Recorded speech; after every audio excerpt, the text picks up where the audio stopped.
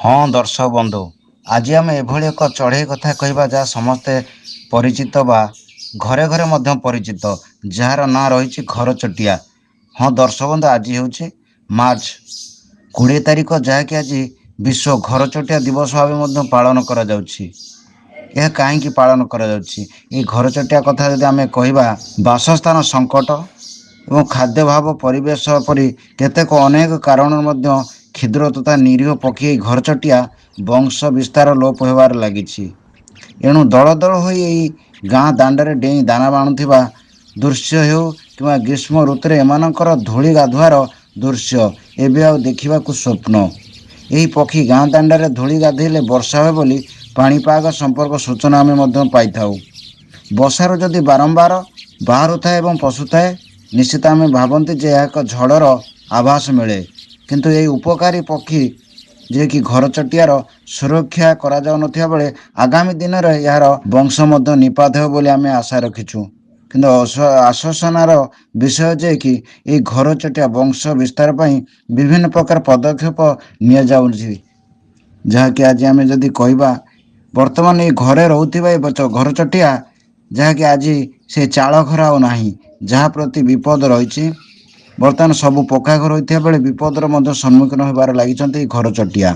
ଏହି ସୁରକ୍ଷା ନେଇ ମାର୍ଚ୍ଚ 20 ତାରିଖ ମଧ୍ୟ ପାଳନ କରାଯାଉଛି, ଯାହାକି ଏହାକୁ ପ୍ରଥମେ nature forever society of India ଓ eco sys action foundation France ମିଳିତ ଭାବେ ଏହାକୁ ଆରମ୍ଭ କରିଥିଲେ। ଘରଚଟିଆଙ୍କର ସୁରକ୍ଷା ଏବଂ ବଂଶବୃଦ୍ଧି ପାଇଁ ନେଚର ଫର୍ ଏଭର ସୋସାଇଟିର ଭାରତୀୟ କନଜରଭେଟିଭ ମହମ୍ମଦ ଦିଲୱାର ପ୍ରଥମେ ପ୍ରୟାସ ଆରମ୍ଭ କରିଥିଲେ। ଏକ ଆଲୋଚନାର ବିଷୟ ଥିବାବେଳେ ସେହି ସମୟରେ ଏକ ଘରଚଟିଆ ଉପରେ ଏକ ଆଲୋଚନା ମଧ୍ୟ କରାଯାଇଥିଲା, ଯାହାକି ଘରଚଟିଆ ଦିବସ ବିଚାରକୁ ଆସିଥିଲା। ଏହି ପ୍ରୟାସ ପରେ 2010ରେ ଏହା ପ୍ରଥମ ଥର ପାଇଁ ପାଳନ କରାଯାଇଥିଲା।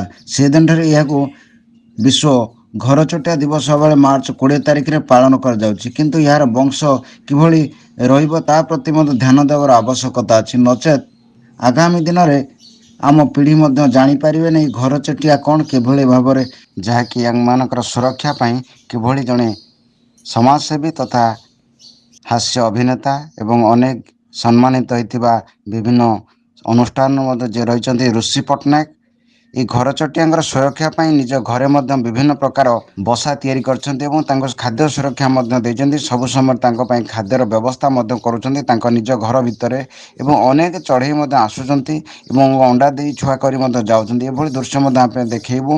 ଆମ ସହିତ ମଧ୍ୟ ଅଛନ୍ତି ଯିଏକି ଋଷି ପଟ୍ଟନାୟକ, ତାଙ୍କଠାରୁ ମଧ୍ୟ ଆମେ ଶୁଣିବା ଏଇ ଘରଚଟିଆ ସମ୍ପର୍କରେ କ'ଣ ରହିଛି ଏଇ ଘରଚଟିଆ ଦିବସକୁ ନେଇ। ନମସ୍କାର, ମୁଁ ଡକ୍ଟର ଋଷି ପଟ୍ଟନାୟକ, ଅଭିନେତା ଆଉ ସମାଜସେବୀ। ମୁଁ ଆଜି ପାଳନ କରୁଛି ଘରଚଟିଆ ଦିବସ। ବିଶ୍ୱ ଘରଚଟିଆ ଦିବସ ଆମେ ଏଇଥିପାଇଁ ପାଳନ କରୁଛୁ। ମୁଁ ଭାବୁଛି ମୁଁ ଯେତେବେଳେ ଛୋଟଟା ହେଇଥିଲି, ଘରଚଟିଆ ମାନେ ଚାଳରେ ରୁହନ୍ତି। ମୁଁ ଯେତେବେଳେ ଧରିବାକୁ ଯାଏ କି ଚିପି ହେଇଯିବ ବୋଲି ମୋ ବୋଉ କୁହେ, ଘରଚଟିଆକୁ ଧରନା ତତେ ଜ୍ୱର ହବ। ସେବେଠୁ ଆମେ ସେ କଥା ମନେ ରଖିଛୁ ଯେ ଘରଚଟିଆକୁ ଧରିଲେ ଜ୍ୱର ହବ। ସତରେ ଜ୍ୱର ହୁଏ। ଆଉ ଆଜି ଘରଚଟିଆ ମାନେ ଆଉ ଦେଖା ଯାଉନାହାନ୍ତି, କିନ୍ତୁ ମୁଁ ଦେଖିପାରିବେ ମୋ ଘରେ ବାଲକୁନିରେ ମୁଁ ଘରଚଟିଆ ମାନଙ୍କୁ ମନକୁ ଆଣିକି ରଖିଛି। ମନକୁ ଆଣିକି ରଖିଛି ଅର୍ଥ ମୁଁ ସେମାନେ ଆସିଲେ ମୁଁ ତାଙ୍କ ପାଇଁ ବସା ବାନ୍ଧି ଦେଇଛି, ଦାନା ରଖିଦେଇଛି, ପାଣି ରଖିଦେଇଛି। ଆଉ ସେମାନେ ବହୁ ସଂଖ୍ୟାରେ ଅଛନ୍ତି, ଏତେ ସଂଖ୍ୟାରେ ଅଛନ୍ତି ଯେ ସକାଳୁ ଉଠିକି ଯେତେବେଳେ ମୁଁ ଆଉ ମୋ ସ୍ତ୍ରୀ, ମୋ ପୁଅ ଆମେ ବାଲକୁନିକୁ ଯାଉ, ତାର ଯୋଉ ଚି ଚି ଶବ୍ଦ ବହୁତ ମନମୁଗ୍ଧ କରେ। ଆଉ ଘରଚଟିଆ ଗୋଟେ ଲକ୍ଷ୍ମୀମନ୍ତିଆ ଚଢ଼େଇ, ଯାହା ଚାଳରେ ରହିବେ ତା ଘରେ ଲକ୍ଷ୍ମୀ ରୁହନ୍ତି ବୋଲି ମୋ ଗାଁରେ କୁହନ୍ତି। ତେଣୁ ଘରଚଟିଆ ମୋ ଘରେ ଅନେକ ସଂଖ୍ୟାରେ ଅଛନ୍ତି। ଇଏ ଦୀର୍ଘ 5 ବର୍ଷ ହେଲା ଅଛନ୍ତି। ଦୁଇ ଜଣ ଆସୁଛନ୍ତି ଏଠି ତାଙ୍କର ପିଲା ଛୁଆ କରିକି ପୁଣି ଧରିକି ପଳେଇଛନ୍ତି। ପୁଣି ସେ ମତେ ଖବର ଦଉଛନ୍ତି ସେଠି ଆଉ ଗୋଟେ ଘର ଅଛି, ପୁଣି ସେଠିକି ଯାଅ, ପୁଣି ଦି ଜଣ ଆସୁଛନ୍ତି।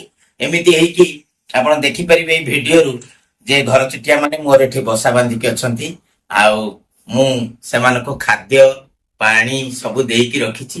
ଘରଚଟିଆ ବାଦେ ମୋର ଘର ଚାରିପାଖ, ମୋ ଘରେ ପ୍ରାୟ 10-12 ପ୍ରକାର ଚଢ଼େଇ ଅଛନ୍ତି। ମୁଁ, ମୋ ପୁଅ, ମୋ ସ୍ତ୍ରୀ, ଆମେ ଚଢ଼େଇକୁ ବହୁତ ଭଲ ପାଉ। ଆଉ ଚଢ଼େଇ ପାଇଁ ସେମାନଙ୍କ ଦି ଜଣଙ୍କର ସ୍ନେହ ଅତ୍ୟାଧିକ।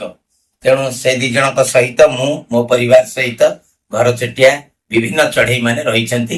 ଆପଣମାନେ ଏଇ ଘର ଚଟିଆ ଯୋଉ ଲୋପ ହେଇଯାଉଛି, ଆପଣମାନେ ବି ଘର ଘର ବାହାରେ କିଛି ନା କିଛି ବସା ବାନ୍ଧି ଦିଅନ୍ତୁ, ପାଣି ଆଉ ରଖନ୍ତୁ। ଘର ଚଟିଆ ମାନେ ମନକୁ ଆସିକି ବସା ବାନ୍ଧିବେ, ଆପଣଙ୍କୁ କିଛି ଚେଷ୍ଟା କରିବାକୁ ପଡିବନି। ଘର ଚଟିଆ ବଂଶ ଏବେ ଲୋପ ପାଉଛି, ଆମେ ଚାହିଁବା ଏ ଘର ଚଟିଆର ବଂଶ ବୃଦ୍ଧି ହଉ। ସେଥିପାଇଁ ସମସ୍ତଙ୍କୁ ପୁଣି ଥରେ ମୁଁ ଅଭିନନ୍ଦନ ଦେବି ଯେ ଘର ଚଟିଆ ଦିବସ ଆମେ ଆଜି ପାଳନ କରୁଛୁ। ନମସ୍କାର।